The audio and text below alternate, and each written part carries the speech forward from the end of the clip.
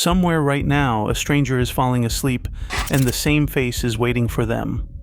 Not a face from a photo, not a face from a memory, a face that thousands of people across 6 continents have drawn independently from dreams alone. Bushy eyebrows, thinning hair, a stare that doesn't blink. The internet traced him in 2009.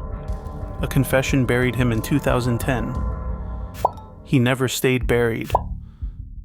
The official paper trail begins in January 2006, inside a quiet psychiatric office in New York City. An unnamed psychiatrist listened as a female patient described a recurring presence in her sleep. For weeks, a middle-aged man had haunted her dreams, offering cryptic advice, though they had never met in the physical world. To explain, she sketched his face on a piece of scrap paper left on the doctor's desk. The drawing showed a distinct, unsettling visage, a round face, thick, heavy eyebrows, and thinning dark hair pulled back from an unusually high forehead. The eyes stared blankly. The sketch remained on the desk for several days until another patient arrived for a consultation. Spotting the paper, he stopped. He claimed he knew that face not from the streets of Manhattan, but from his own dreams, where the same man had appeared repeatedly over the past several months. Intrigued, the psychiatrist made copies of the portrait and mailed them to several colleagues. Within months, 4 more patients identified the portrait, each claiming the mysterious figure regularly invaded their sleep. By the end of the year, 6 different people, with no connection to one another, had verified the exact same face. The files grew, bound by a single terrifying question. How could a man who did not exist walk through the minds of so many strangers? By autumn 2009, the quiet clinical file escaped into the wild. The internet gave the face a name, This Man. What began as a local medical oddity transformed into a global dragnet with the launch of thisman.org, a stark digital repository designed to catalog a growing nightmare. Printable flyers went live, prompting people across continents to look closely at those heavy, unblinking brows and that strangely high hairline. The digital spark ignited a chain reaction. Within weeks, the search leaked across the web. First, Neatorama and IO9 published the sketch, followed by speculative late-night threads on 4chan, Reddit, and the Straight Dope forums. The narrative accelerated, shedding its quiet clinical origins for a global scale. Reports flooded in from Los Angeles to Berlin, from Sao Paulo to Tehran and Moscow. The anomaly had gone global. It was an epidemic of the subconscious. With the viral spread came a numbers game. Early web badges on the site claimed at least 2,000 people had reported seeing the exact same face. But as major articles picked up the story, the figures became erratic, slipping out of control. Some cited 5,000, others past 8,000. Depending on where you read, the database of dreamers was expanding by the thousands every day. The sketch was everywhere, its motionless stare burned into monitors and phone screens, building an archive of terror that seemed to sustain itself. The actual accounts filed inside the archive painted a fractured but deeply unsettling portrait. The scenarios shifted constantly, yet the face remained perfectly still. One dreamer recalled standing on a freezing train platform, watching the figure stare at him from across the tracks, completely silent while the wind roared.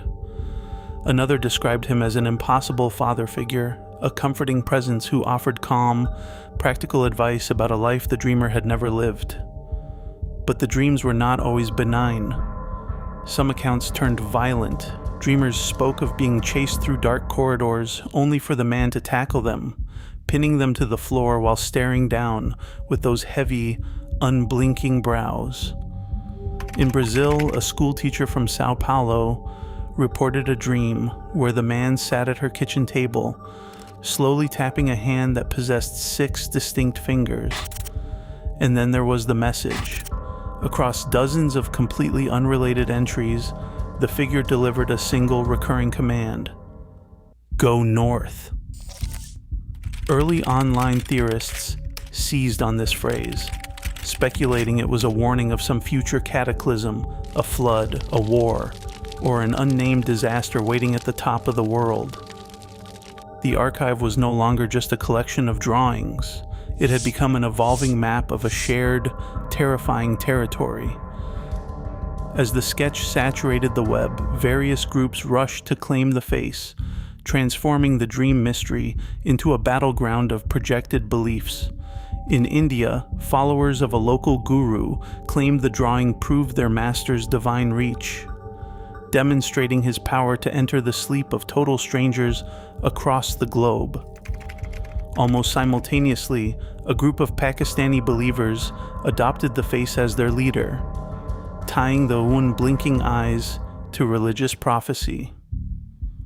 Pop culture offered its own theories, comparing the features to a bizarre character from a cult television show, or the hollow grin of a ventriloquist dummy from a classic horror anthology.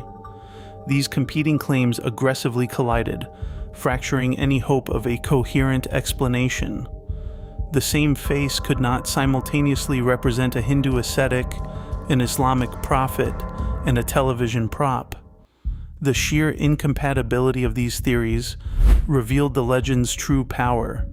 The unblinking face had become a blank slate, absorbing whatever fears, faiths, or folklore the world chose to project onto it.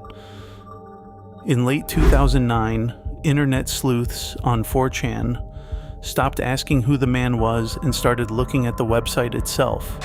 A simple "whatchuice" lookup on thisman.org revealed a digital fingerprint. The domain shared an IP address with guerigliamarketing.it, the home of an Italian creative agency specializing in subversive viral hoaxes. The trail led directly to Andrea Nutella, a sociologist and marketer who built the entire phenomenon from nothing. In 2010, Nutella confessed.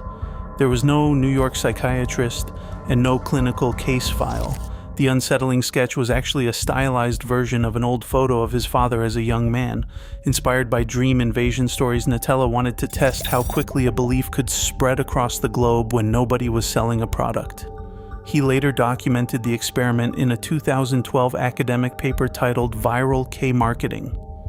But there was a commercial angle too. The confession timed perfectly with a 2010 Hollywood option deal as Ghost House Pictures acquired the film rights. The viral nightmare was a carefully engineered marketing stunt. Instead of dying, the myth mutated. The website's administrator later denied ever admitting the story was fake, throwing a veil back over the truth. In 2015, Vice interviewed Nutella, who played along, claiming the unblinking face visited his own dreams in 2008. Vice later issued a stark retraction, but the damage was done. The initial Hollywood movie with the producers of The Strangers fell through, but other screens were soon haunted. A 2020 Spanish-Italian feature and a 2024 Japanese horror film directed by Tomojiro Amano brought the face to theaters, while manga artists inked the high hairline into print.